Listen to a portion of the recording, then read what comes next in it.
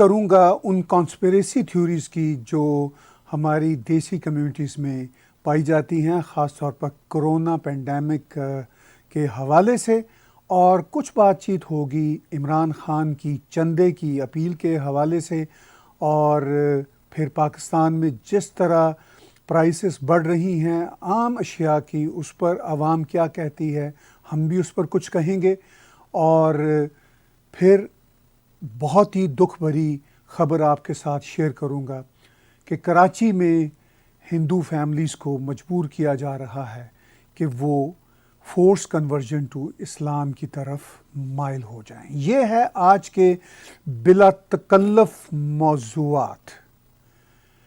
سب سے پہلے corona pandemic کے حوالے سے ان کانسپریسی تھیوریز کی مجھے ایک بہت ہی جو کہہ سکتے ہیں پاکستانی لیفٹ لینڈ کے ایک جرنلسٹ دوست کا فون آیا، اور یہ کوئی پہلا فون نہیں تھا اور نہ ہی یہ کوئی آخری فون ہوگا۔ اس طرح کی باتیں وہ کرتے رہتے ہیں۔ مجھے کہنے لگے کہ یہ جو کرونا وائرس پینڈیمک ہے یہ امریکہ نے پھیلایا ہے، مغربی دنیا نے پھیلایا ہے، اور ان کی 2 پلاننگز ہیں۔ میں نے کہا جی کون سی 2 پلاننگز ہیں؟ کہنے لگے کہ ان کی 2 پلاننگز ہیں۔ نمبر 1 تو یہ کہ دنیا کی پاپولیشن کم ہو جائے، اور نمبر 2 یہ کہ امیگریشن بند ہو جائے، خاص طور پر مسلمانوں کی۔ تو میں نے انہیں کہا کہ آپ تو اپنے آپ کو کافی روشن خیال قرار دیتے ہیں، اور اس کے ساتھ ساتھ آپ کا لیفٹ کے ساتھ بھی تعلق ہے، اور پھر آپ کا یہ بھی کہنا ہے کہ آپ کوئی اتنے ریلیجیس بھی نہیں ہیں، تو یہ پھر آپ کی یہ جو ساری ہیں کانسپریسیز، ان کی وجہ کیا ہے؟ آپ یقین کیجئے ویورز، اس طرح کی کانسپریسیز میں پہلی بار نہیں سن رہا کرونا پینڈیمک کے حوالے سے، یہ میں کئی بار سن چکا ہوں، لیکن میں آج اس جو کانسپریسی کا ایک ماڈل ہے اس پہ بات چیت کرنا چاہ رہا ہوں۔ تو خیر وہ پھر صحافی دوست کہنے لگے کہ دیکھیں جی بات یہ ہے کہ دنیا کی پاپولیشن تو کم نہیں ہو رہی۔ میں نے کہا مجھے یہ آپ بتائیں کہ اس وقت دنیا کی پاپولیشن اوور 7 بلین ہے، اور اب تک جو ڈیتھس ہوئی ہیں وہ 1,14,000 15,000 کے قریب ہوئی ہیں، اور مطلب دکھ ہے۔ اور بہت اگر کرونا وائرس کے سلسلے میں اگر ڈیتھس ہم نے دیکھ لیں جو دنیا کے سائنٹسٹ اینٹیسپیٹ کر رہے ہیں، وہ شاید 1 سے 2 ملین ہو جائیں گی۔ اس عرصہ میں ویسے ہی فلو سے اتنے لوگ مر جاتے ہیں اور اتنی ہی پیدائش ہو جاتی ہے۔ تو آپ کہنا کیا چاہتے ہیں؟ میں نے ان سے یہ کہا کہ یہ 1-2 ملین اگر 7.5 بلین لوگوں کی آبادی میں کم ہو گئے ایک پینڈیمک کے نتیجے میں، تو کیا اس سے آبادی کتنی کی کم ہوگی؟ اور جبکہ ان دا مین وائل آبادی کا جو بیلنس ہے، وہ پیدائش جو ہو رہی ہے دنیا میں، وہ اس سے ہو جائے گا۔ اگر فرض کیجئے اس وقت پینڈیمک کا ماحول ہے، لوگ پرہیز کرتے ہیں مزید پیدائش کرنے میں، تو مگر 1-2 ملین کی اگر میکسیمم بھی جو اینٹیسپیٹ سائنٹسٹ کر رہے ہیں پینڈیمک سے ہونے سے، کیا فرق پڑے گا؟ کیا آبادی کی کم ہے؟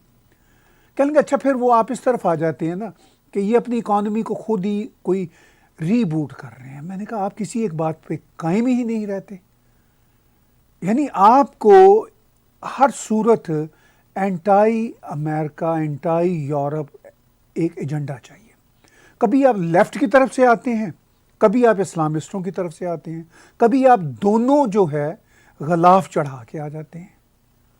اس سے نہ تو ویسٹ کو فرق پڑے گا، نہ چین کو فرق پڑے گا، نہ میڈیا ہاؤسز کو فرق پڑے گا۔ فرق پڑے گا آپ کی اپنی ذہنی حالت پر، آپ کی اپنی دماغی حالت پر۔ مگر ویورز بات یہ ہے کہ اس طرح کی دماغی حالت والے لوگ 1 2 3 4 نہیں ہیں، ملینز اینڈ ملینز ہیں۔ یہ ایک افسوس کی بات ہے۔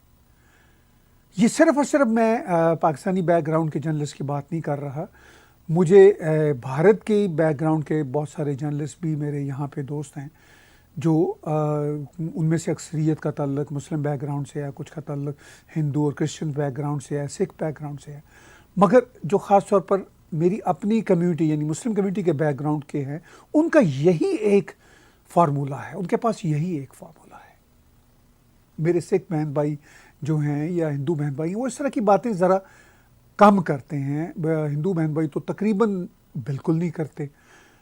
بھارت کے کیرالا سے تعلق رکھنے والے، تامل ناڈو سے تعلق رکھنے والے، نارتھن انڈیا سے تعلق رکھنے والے میرے بہت سارے کرسچنز دوست ہیں جو امریکہ اور کینیڈا میں رہتے ہیں، ان میں سے کئی صحافی بھی ہیں، ان سے آج کل بات چیت ہوئی، آج کل ہم سب کی بات چیت ٹیلی فون پر زیادہ ہو رہی ہے، وہ کوئی ایسی بات نہیں کرتے۔ تو یہ جو عارضہ ہے، یہ جو بیماری ہے، یہ جو مرض ہے، یہ ایک خاص مائنڈ سیٹ والے لوگوں کو کیوں ہے؟ چلیے جی، انہوں نے طے کر لیا کہ جی یہ ہم نے کانسپیریسی تھیوریز بنانی ہیں۔ ہم نے اپنے جدید دور میں کانسپیریسی تھیوریز کا آغاز دیکھا تھا 9/11 کے فوراً بعد۔ وہ ویسے آج تک جوں کی توں ہیں، یعنی وہ امریکہ کی ان سائڈ جاب ہے، کوئی فرق نہیں پڑا۔ میں تب بھی ان سے بحث کیا کرتا تھا، اگر وہ امریکہ کی ان سائڈ جاب ہے تو امریکہ کے اتنے بڑے امپائر اسٹیٹس کے جو 2 بڑے ٹاور تھے وہ خود گرانے کی کیا ضرورت تھی؟ جو بہت بڑا لاس تھا، جو اس سے بڑے فائدے ہوئے سعودی عرب کا اور مڈل ایسٹ کا۔ جی تیل جو ہے اس پر امریکہ کا قبضہ ہو گیا، تو امریکہ کا قبضہ مطلب انہوں نے تیل کس کو بیچنا تھا؟ آج کل تیل نہیں بک رہا نا سعودی عرب کا، تو تیل کا کیا حال ہے آپ کے سامنے ہے نا، کہ 1.25 کینیڈین لیٹر کا صرف کینیڈا میں تیل آن این ایوریج بک رہا تھا کرونا پینڈیمک سے پہلے، آج وہ 70 سینٹ کا آ گیا۔ تو تیل کن کا بکتا تھا؟ تیل انہی کا بکتا تھا نا زیادہ۔ تو تب بھی اگر امریکہ تیل نہیں خریدتا ان سے، یا یورپ نہ خریدے، یا چین نہ خریدے، جاپان نہ خریدے، تو ان عربوں نے تیل کس کو بیچنا تھا بھائی؟ تو تیل پہ قبضے کی کیا داستان ہے؟ وہ کوئی اس کو چوری کر کے لے آتے تھے امریکن سے؟ جی وہ پھر مجھے جواب میں یہ کہتے تھے تب، اور آج کل بھی کہتے ہیں، جی وہ پھر امریکہ نے عراق پہ بھی اس طرح حملہ کیا تاکہ تیل پہ قبضہ ہو جائے۔ اب ذرا تیل کی وہ جو تھیوریز کم ہو گئیں، جب سے روس تیل میں آگے نکل گیا مڈل ایسٹ سے بھی، جب سے کینیڈا میں تیل بہت نکل آیا، جب سے یہاں پر بہت سارا تیل نکل آیا امریکہ میں، تو اب یہ تھیوری ذرا کم ہوئی، مگر پھر بھی اس پہ بھی قائم ہیں بہت سارے لوگ۔ تو یہ کانسپیریسی تھیوریز جو ان کی ہیں، یہ نہ ختم ہونے والی، اور یہ وہ لوگ بات چیت کرتے ہیں جو کوئی مطلب کم پڑھے لکھے نہیں ہوتے، ڈاکٹرز ہوتے ہیں، انجینئرز ہوتے ہیں۔ ایک تو پی ایچ ڈی صاحب نے مجھے کرونا پینڈیمک وائرس کے سلسلے میں اسی طرح کی کانسپیریسی تھیوریز سنائی کہ جی یہ تو اصل میں ہماری امیگریشن کم کرنے کے لیے امریکہ نے یہ ایک بایو ویپن بنایا، اور وہاں پہ چین میں پہلے بھیجا، پھر پوری دنیا میں آ گیا، پھر بہت بڑی پلاننگ سے یہ پھیلایا گیا۔ اچھا، میں نے ان سے پوچھا، پی ایچ ڈی صاحب سے، میں نے کہا اچھا اگر ایسا ہی یہ واقعہ تھا تو آپ کیا کہنا چاہتے ہیں؟ کہنے کہ اصل میں یہ امیگریشن پہ پابندی لگانا چاہتے ہیں۔ میں نے کہا آپ تو امریکہ میں بیٹھے ہوئے ہیں، آپ کو کیا فکر ہے؟ آپ جیسے ملینز یہاں بیٹھے ہوئے ہیں، آپ کو کیا فکر ہے؟ جی مزید لوگوں کو نہیں آنے دیں گے۔ میں نے کہا یہ جو یہاں پہ امریکہ میں سب سے زیادہ پینڈیمک سے لوگ مر رہے ہیں، چین سے بھی زیادہ مر رہے ہیں، یہ اس کے باوجود چین نے تو فلائٹس بند کر دی تھی، امریکہ نے تو فلائٹس بھی بند نہیں کی تھی۔ امریکہ کی جو اوپن پالیسی ہے، جو ان کے شہری ہیں یا جو امیگرنٹس آ رہے ہیں، یا جو ٹورسٹ آ رہے ہیں، وہ تو آ رہے ہیں اسی وجہ سے یہاں پہ اتنی تیزی سے امریکہ میں، یورپ میں پینڈیمک پھیلا اور کرونا وائرس پھیلا۔ تو یہ بالکل مختلف ہیں۔ اچھا، جو چین ہے، چین گھسنے نہیں دیتا آپ کو، چین آپ کو کبھی شہریت نہیں دینے دیتا، چین آپ کو مسجد نہیں بنانے دیتا۔ چین میں جو مسجدیں اس کے ایک صوبے میں بنی ہوئی ہیں، جو چین کے مسلمان ہیں وہ پناہ مانگ رہے ہیں، ان کے لیے کبھی بات نہیں کریں گے چین ہمارا یار ہے، اور یہ جو امریکہ ہمارا گھر ہے، کینیڈا ہمارا گھر ہے، یورپ ہمارا گھر ہے۔ یہ سازشوں کا گڑھ ہے، یہ ہے مینٹیلٹی، یہ ہے ان کا دماغ۔ بہرحال حیرت ہوتی ہے کہ اس دماغ کے ساتھ یہ کس طرح کی ذہنی صحت کے ساتھ جیتے ہیں، یہ نہ تو میں سمجھ سکتا ہوں، نہ ویورز آپ سمجھ سکیں گے، اور یہ خود بھی نہیں سمجھ سکتے، مگر یہ اسی طرح کے مائنڈ سیٹ کے ساتھ ڈاکٹر بننے کے باوجود، انجینئر بننے کے باوجود، پی ایچ ڈی کر لینے کے باوجود اسی طرح جیتے ہیں۔ بہرحال دکھ کی بات ہے، اور دکھ کی بات کو آگے چلاتے ہوئے عمران خان صاحب نے آج اپیل کر دی ہے قوم سے، اور انہوں نے کس قوم سے کی؟ جو پاکستان سے باہر بستے ہیں۔ ایک ویڈیو انہوں نے ریلیز کیا جس میں انہوں نے اپیل کی کہ بھئی مجھے چندہ دیں، پاکستان کے برے حالات ہیں کرونا وائرس کی وجہ سے اور چندہ ہمیں بڑا ضروری چاہیے. چندہ کے بڑے شوقین ہیں عمران خان صاحب. ابھی کچھ ہی مہینے پہلے یہ جو ڈیم پھول تھا، یعنی وہ جو ڈیم کے چکر میں جو چندے اکٹھے ہوئے تھے، ان کا آج تک پتہ نہیں چلا. اس وقت عمران خان صاحب کی ڈیم کے لیے پاکستان سے باہر بسنے والے پاکستانیوں سے اپیلیں آ رہی تھیں کہ جی ہمیں پیسے چاہیے پیسے چاہیے. وہ ڈیم کے کئی یہاں کینیڈا میں بھی فنڈ ریز ہوئے، امریکہ میں بھی ہوئے، اور وہ ایک پاکستان کے سابق اب تو چیف جسٹس ہیں ثاقب نثار صاحب، وہ آئے، کینیڈا میں بھی آئے، امریکہ میں بھی آئے، یورپ میں اب وہ رہتے ہیں، شاید انگلینڈ میں رہتے ہیں. کچھ پتہ ہی نہیں کہ وہ پیسہ اکٹھا جو ہوا تھا کہاں گیا. یعنی کوئی نہ کوئی موقع چاہیے عمران خان کو چندے اکٹھے کرنے کا. میں اس پہ مزید تبصرہ کروں گا. ایک ویڈیو کلپ دیکھیے جو آج عمران خان نے جاری کیا. اس وقت جو پاکستان کے اوپر یہ کرونا کا اتنا بڑا عذاب آیا ہوا ہے، جو ساری دنیا میں آیا ہوا ہے، اور کرونا کی وجہ سے جو لاک ڈاؤن ہم سب کو ساری دنیا میں جو لاک ڈاؤن ہوا ہے، اس کے جو اثرات ہیں، اس سے بدقسمتی سے دنیا میں بھی، لیکن ہمارے ملک میں جدھر پہلے ہی حالات اچھے نہیں تھے، غربت بڑھ رہی ہے. تو میں آپ سب کو یہ جو چاہتا ہوں کہ میرے جو پرائم منسٹر ریلیف فنڈ ہے، اس میں پیسے ڈالیں. کیوں ڈالیں؟ کیونکہ صرف آپ کو ایک آسان چیز سمجھاتا ہوں کہ کیوں ضرورت ہے ہمارے فنڈ کو، آپ کے پیسے کی. امریکہ جس کی 30 کروڑ آبادی ہے، اس نے 2200 ارب ڈالر کا ریلیف اپنے لوگوں کو دیا ہے 30 کروڑ آبادی پہ. پاکستان جس کی 22 کروڑ آبادی ہے، ہم نے جو ٹوٹل ابھی تک پیسہ جمع کیا ہے ریلیف کے لیے وہ ہے 8 ارب ڈالر. جرمنی اور جاپان نے 1,000 ڈالر کا ریلیف دیا اپنے لوگوں کو. ان کی آدھی آبادی ہے پاکستان سے. اس لیے میں چاہتا ہوں کہ سارے اوورسیز پاکستانیز آپ شرکت کریں، اس ریلیف فنڈ میں پیسہ ڈالیں. ضرورت ہے آپ کی، اور انشاءاللہ ہم اپنی یوتھ سے، اپنی ٹائیگر فورس سے، اپنے اوورسیز پاکستانیز کی ڈونیشن سے انشاءاللہ ہم اس کرونا کی جہاد میں کامیاب ہوں گے. اس کے جو ناظرین، آپ نے عمران خان کی اپیل سنی اور دیکھی. آپ کو اندازہ ہوا کہ عمران خان صاحب چندوں کے کتنے شوقین ہیں. اصل میں ان کو پاکستان میں وزیر اعظم اسٹیبلشمنٹ نے بنایا ہی اس خیال سے تھا کہ انہوں نے شوکت خانم چندے اکٹھے کر کے بنایا ہے، تو شاید یہ شوکت خانم ہاسپٹل کی طرح اس ملک کو بھی بنا دیں گے.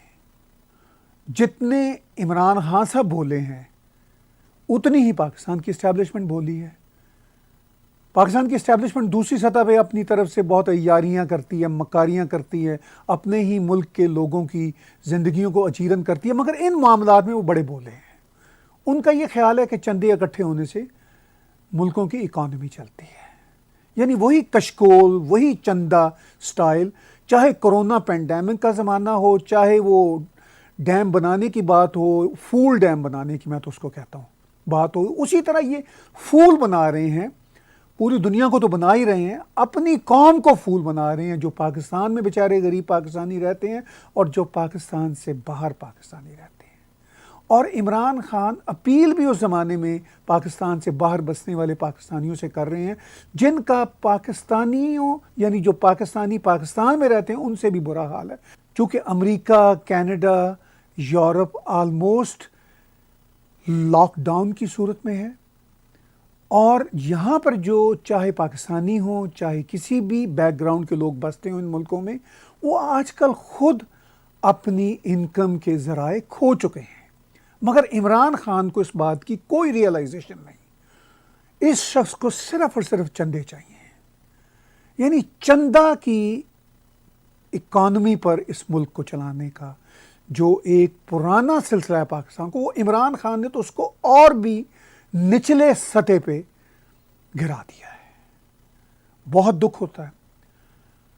میں یہاں پر ایک کرٹسی کے ساتھ سہیل وڑائچ کی اور ان کا ایک شو جو مختلف ٹیلی ویژن پر آیا کرتا تھا ایک دن جیو کے ساتھ، اس کی ایک بہت ہی مختصر کلپ دنیا ٹی وی کی کرٹسی اور سہیل وڑائچ کی کرٹسی کے ساتھ آپ کے سامنے پیش کرتا ہوں، جس میں سہیل وڑائچ نے جب ان سے پوچھا کہ शेख रशीद, आपने सोचा था कि इमरान खान के हॉस्पिटल को आप अपनी सारी जायदाद डोनेट कर देंगे, तो इस पर उन्होंने कहा कि हाँ एक दफ़ा सोचा था मगर अब नहीं।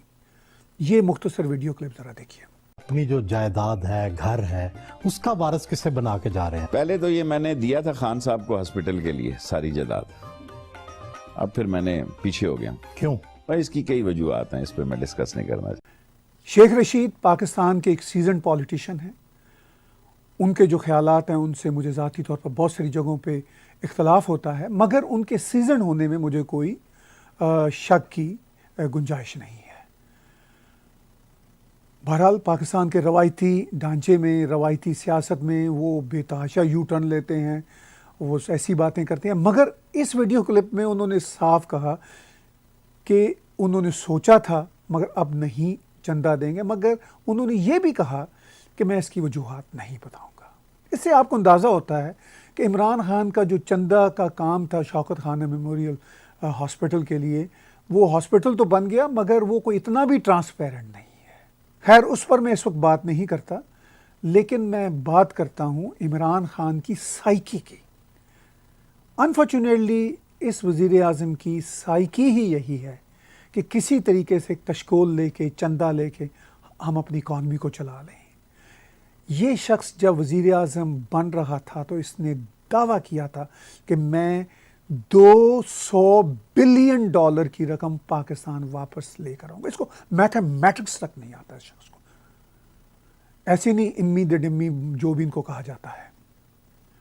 $200 बिलियन पाकिस्तान के कॉन्टेक्स्ट में एक इतनी बड़ी रकम है कि अब इमरान खान को प्राइम मिनिस्टर बनने के बाद शायद अंदाज़ा हुआ है कि ये कितनी बड़ी रकम है, जब वो बार बार कहते हैं कि पाकिस्तान $8 बिलियन से ज़्यादा रिलीफ पैकेज नहीं दे सकता।